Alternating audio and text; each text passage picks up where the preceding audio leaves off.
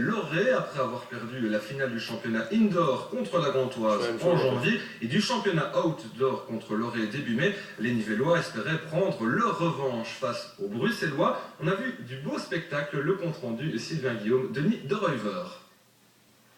Il faut attendre 9 minutes de jeu pour voir la première action dangereuse dans cette rencontre. Elle est signée Tom de Groot pour le Pingouin. Ici en rouge, ça passe à côté. La réaction bruxelloise ne se fait pas attendre sur PC, c'est aussi à côté. Tout doucement, Loré va se montrer plus dangereux, même si le jeu reste finalement assez fermé dans cette première période.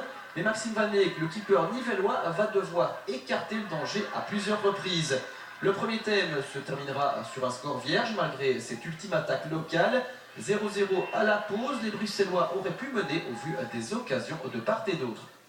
Le match a repris depuis 120 secondes lorsque le Pingouin obtient un PC converti par Tom de Groot. Les joueurs locaux prennent l'avantage au moment opportun. On revoit ce tir bien placé du capitaine nivellois. Pourtant, 6 minutes plus tard, Loré va revenir à égalité après ce beau parcours d'un de ses attaquants dans la défense locale. Égalisation un partout sous les yeux d'Eddy Merckx, mais oui, dont l'un des petits-fils est aligné dans l'équipe bruxelloise. La dernière demi-heure sera rythmée, les deux équipes vont se créer pas mal d'occasions franches ici pour Nivelles, ensuite pour les Bruxellois qui vont avoir la balle de match, mais Maxime Van Eyck sort à nouveau le grand jeu face à Luca Masso. Finalement, le Pingouin va émerger dans les dernières secondes de jeu grâce à cette superbe action du capitaine Tom de Groot.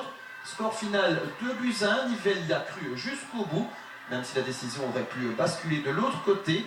Enfin, un titre pour les scolaires du Pingouin Nivelles. Une première mi-temps très fermée, et puis une deuxième mi-temps, on se délie, on marque un goal, et puis ils égalisent. Après ça joue jusqu'à la fin, avec goal à la dernière seconde. On a l'habitude, nous, ça a été comme ça toute la saison. Goal à la dernière seconde, et voilà. Et puis c'était un match très équilibré, comme toute la saison. On était avec eux, en fait, on a joué la finale en salle, finale du championnat, on a perdu contre eux, finale du championnat.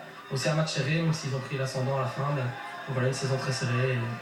On a quand même une petite récompense, ça fait plaisir. Pendant toute la semaine, on s'est un peu remis avec le coach de l'équipe, s'est mis ensemble avec le coach de l'équipe première, avec son assistant, et on a regardé ce qu'on pouvait un peu faire pour contrecarrer leur plan. Donc voilà, et puis on a travaillé ça à l'entraînement mercredi et vendredi, et je crois que ça a porté ses fruits, avec une volonté vraiment de se venger, quoi. Enfin de se venger sportivement évidemment. Tout d'abord, on avait une nouvelle tactique par rapport à il y a 2 semaines. On jouait beaucoup plus bas, on attendait, avant les 7 balles et on jouait les contre-attaques.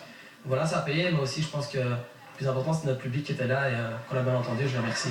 La soirée s'annonce longue, c'est la fête ou pas? Ouais, je sais pas si ça va être très long, mais je crois qu'on va faire un petit peu la fête, ça c'est clair. On va en profiter avec les parents qui ont aussi été fort présents, qui ont toujours été là pour derrière leurs enfants et qui sont aussi, je crois, aussi émus, aussi stressés que moi. Ah